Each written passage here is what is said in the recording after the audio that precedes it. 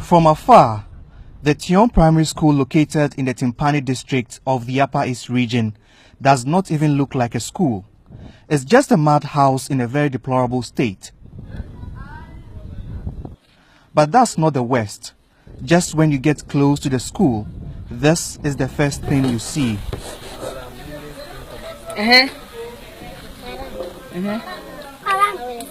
I will listen you on the answer. This is dehumanizing, to say the least. For children to be subjected to this form of education is something my mind cannot come to terms with.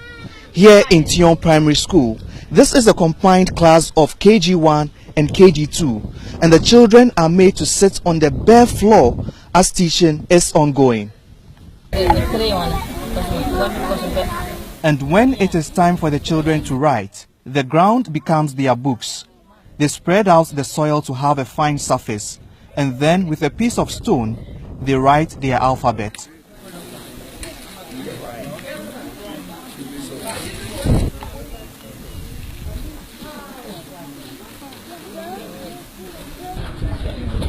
No child deserves this form of education. It defeats the global agenda on the Sustainable Development Goal 4, which seeks to ensure inclusive and equitable quality education for all by 2030. What is your name? My name is Awinso. Awinso. Oh, okay, good. How old are you? What do you want to be in future? Okay, well, it's understandable because the teacher made me understand that some of them do understand the English, but then speaking is quite a challenge. And of course, the conditions that they are learning in is not what you'd say favorable. So teaching and learning is quite difficult for these young ones who are so determined to pursue education. Although it's bad, but at least sometimes the way the children are coping sometimes is encouraging. So sometimes looking at the children is good, but due to the rainy season, we cannot sit here and learn.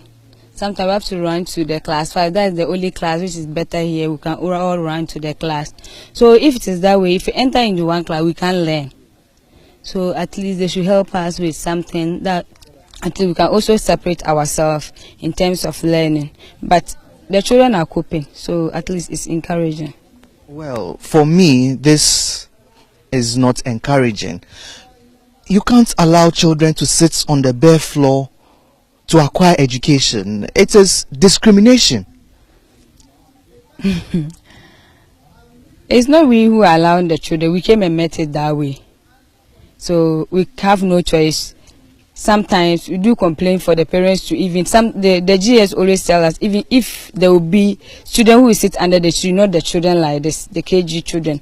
So we plead to the parents to even help us roof this thing there so that we can send the children there. But they do complain there's no money. The Teno Primary School has just 4 classrooms for pupils from class 1 to 6. Hence classes have to be combined. Pupils in the upper classes also sit on the floor to study due to lack of furniture. Aside the lack of furniture, the pupils lack textbooks and other learning materials. The school was set up by the community members 15 years ago. Head teacher of the school says although the Ghana Education Service absorbed the school in 2010, it is yet to respond to their plight. As you can see, there is no structure.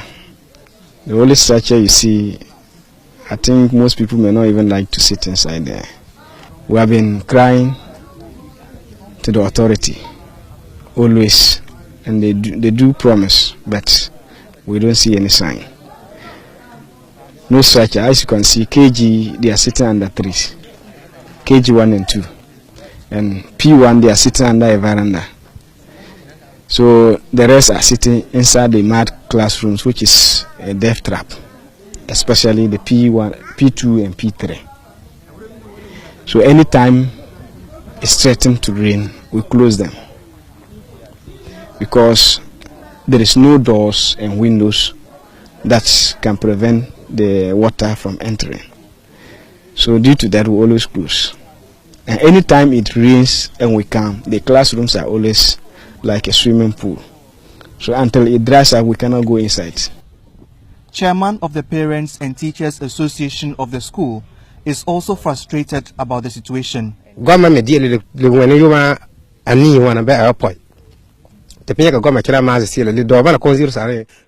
took over the school from the community some years ago.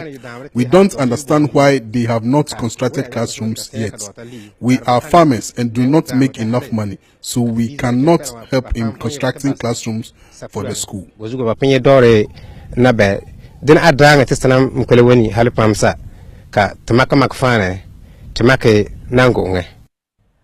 The Garu Timpani district of the Upper East region has for many years recorded poor performance of students during the basic education certificate examination. The reason is obvious. Most children in the district do not get quality education at the primary level and are made to sit for the exams. District Chief Executive of Garu says there are no adequate resources to improve the conditions of children in these remote areas of Ghana. Yeah, the Tion school is an eyesore, to be very honest with you. I think the directorate laid the complaint to me through formal writing, and I took the opportunity to visit the school myself. When I got there, I saw a good number of the school children, but unfortunately, the state of the classrooms were not in the best of shape. I'm not comfortable about the arrangement, especially that has to do with education at the lower level that has connection in the Garu Timpani area. I think the surest way to get the building strong is to get a very well-founded foundation. When you have a foundation that is very strong, then of course you can be sure that your building will also be strong. Anything apart from that, forget it. With the kind of education children in Tiong are subjected to in this 21st century, one can picture what their future will look like if urgent help does not reach them to improve the conditions under which they study.